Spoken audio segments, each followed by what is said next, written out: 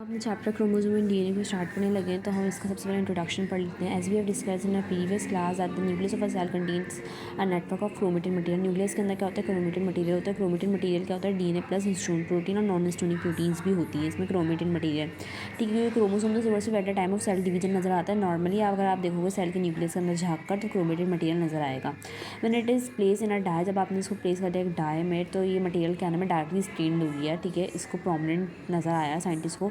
और इस chromatin material को ड्यूरिंग सेल डिवीजन क्या नाम है? कंडेंस हो जाएगा। उस टाइप के स्पेसिफिक थ्रेड्स बन जाएंगे, उसको हम बोलेंगे क्रोमोसोम्स। ठीक है, मतलब ये जो क्रोमेटिन मटेरियल है ड्यूरिंग सेल डिवीजन क्या होता है? कंडेंस हो जाता है और क्या नाम है? स्पेसिफिक टाइप के थ्रेड्स बनाता है जिसको हम बोलते हैं chromosome. We have also studied about Mendelian imaginary unit of inheritance which is named as factors. Factors basically उसने जीन्स को बोला था, उस पर क्रोमोसोम डिस्कवर्ड नहीं होता। In this chapter we will study about the relative of Mendelian factor and its relation with chromosome. ठीक है, मतलब कि जीन का क्या ताल्लुक है क्रोमोसोम के साथ, अब हम वो डिस्कस करेंगे। ठीक है, 1816 में क्या कहता है? मेंडल ने प्रेजेंट किया था अपने law inheritance, but unfortunately at that time, ठीक है ना, at that time no one was there to recognise his valuable work. कोई भी नहीं था जिसने इसके काम को सराहा हो, अप्रिशिएट किया हो। ठीक है, तो मेंडल ने कब किया था? 1860 में क्या नाम है? अपने लॉज को प्रपोज किया था। ठीक है ना, लॉ ऑफ इनहेरिटेंस मेंडल ने कब प्रपोज किया था? 1860 में।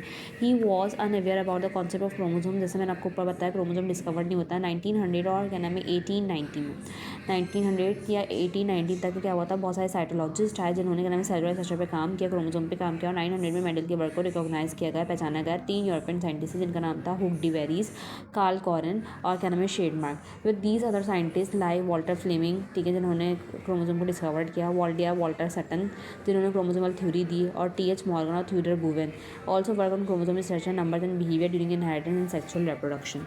हिस्ट्री देखते हैं हम क्रोमोसोमल थ्योरी की। ठीक है, हिस्ट्री देखते हैं हम किसी क्रोमोसोमल थ्योरी की। अब अपनी हिस्ट्री को देखते हैं। तो जर्मन एम्ब्रियोलॉजिस्ट, एम्ब्रियोलॉजिस्ट कौन होता है? जो क्या नाम है एम्ब्रियो को स्टडी करता है। और साइटोलॉजिस्ट कौन होता है? जो सेल और उसके स्ट्रक्चर्स को स्टडी करते हैं। ठीक है, तो जर्मन एम्ब्रियोलॉजिस्ट वॉल्टर फ्लेमिंग 1882 में, उन्होंने कब किया? 1882। और क्या नाम है मेंडल ने अपने लॉस को प्रपोज किया 1860 में। और बाकी जो जितने भी थे जिससे उसको काम रिकॉग्नाइज किया 1900 में, उसके काम को रिकॉग्नाइज किया गया मेंडल के वर्क को। और 1900 और क्या नाम है 1890 तक के उस पर रिसर्च स्टार्ट कर दी गई थी। तो जर्मन एम्ब्रियोलॉजिस्ट जिसने 1882 में क्या नाम है सबसे पहले साइंटिस्ट है जिसने क्या नाम है क्रोमोसोमल थ्योरी दी, यानी डिस्कवर किया इसको क्रोमोसोम को।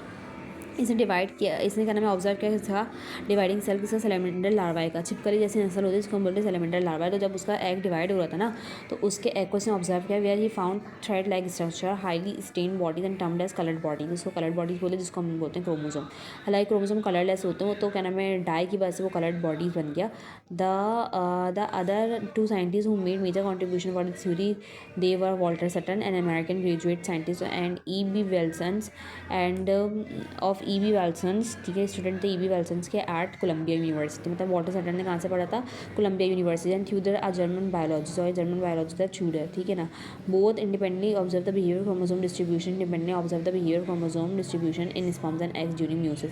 म्यूसिस के दौरान उन्होंने क्रोमोसोम्स को स्पर्म्स में भी ऑब्जर्व किया, एग्स में भी। एग्स होते हैं फीमेल्स के सेल्स, फीमेल्स के रिप्रोडक्टिव सेल्स, और क्या नाम है एग्स स्पर्म्स क्या होते हैं? मेल के रिप्रोडक्टिव सेल्स। ठीक है ना, they observe that in somatic cells, somatic cells क्या होते हैं? जो कि हमारे टिश्यू बनाते हैं, ऑर्गन बनाते हैं। ईच क्रोमोसोम का found in pair, but during meiosis, meiosis के दौरान क्या होता है? तो मेंबर्स होते हैं एक पेयर के, वो सेग्रीगेट कर जाते हैं। So the sperm and egg receive only one form from Walter Sutton observe the cells of a grasshopper. उसने किसके सेल्स को ऑब्जर्व किया था? ग्रास हॉपर के। And found that the segregation pattern of chromosome during meiosis match the segregation pattern of Mendel's gene. So in 1902 he publish his finding in a paper with the title the chromosome in heredity. ठीक है, मतलब जो उसने अपने paper में लिखा, title क्या था? Chromosome in heredity. और कब किया था? 1902 में। ठीक है, किसने किया था ये काम? वॉल्टर सटन ने किया था। किसने किया था ये काम? वॉल्टर सटन ने किया था। The same findings were observe by T Boveri, Theodor Boveri जिसका नाम है, that chromosome number are reduce in half as egg cell matures, and concluded that the sperm and egg nucleus have one set of chromosomes rather than found in the cell body. 1890 में German का geneticist आया, उसने Karl कॉरन नाम था, उसने rediscovered किया और independently verify किया मेंडल के वर्क को as a separate model organism, and publish किया अपना फर्स्ट पेपर 25 जनवरी 1900 में। और उसने क्या कहा? Mendel's law concerning the behaviour of progeny of racial hybrids, where first time he develop the relationship of heredity units with chromosome. उसने क्या नाम है रिलेशनशिप बताया इसका? हेरिडिटी यूनिट्स का। हेरिडिटी यूनिट्स होते हैं जीन्स का और क्रोमोसोम का एक दूसरे के साथ क्या बताया आपको? रिलेशन बताया। अब हम क्रोमोसोम के स्ट्रक्चर को अगर देखें तो देखो क्रोमोसोम के जो क्या नाम है आर्म्स होते हैं ना, एक को हम बोलते हैं क्रोमेटेड, दो होंगे तो सिस्टर क्रोमेटेड्स, ठीक है। और ये देखो यहाँ पे ये जो सेंटर वाला पोजीशन जहाँ पे क्रोमेटेड जाके मिलता है उसको हम बोलते हैं सेंट्रोमियर, ठीक है। और ये यहाँ पे जो आपको डबल स्टैंडर्ड मॉलिक्यूल नजर आ रहा है, ये क्या है, डीएनए का मॉलिक्यूल, इसी का एक सेगमेंट जीन कहलाएगा। ये इसके शॉर्ट आर्म है, नीचे वाले लॉन्ग है, ऊपर वाले शॉर्ट है। और जो जहाँ पे क्या नाम है क्रोमोसोम एंड होता है उसको हम बोलते हैं टीलोमियर, जहाँ पे जंक्शन डीएनए होता है, यानी कि बेकार डीएनए पड़ा होता है, इस वजह से क्या नाम है दूसरा क्रोमोसोम एक क्रोमोसोम से अटैच नहीं होता जंक्शन डीएनए की वजह से, ठीक है।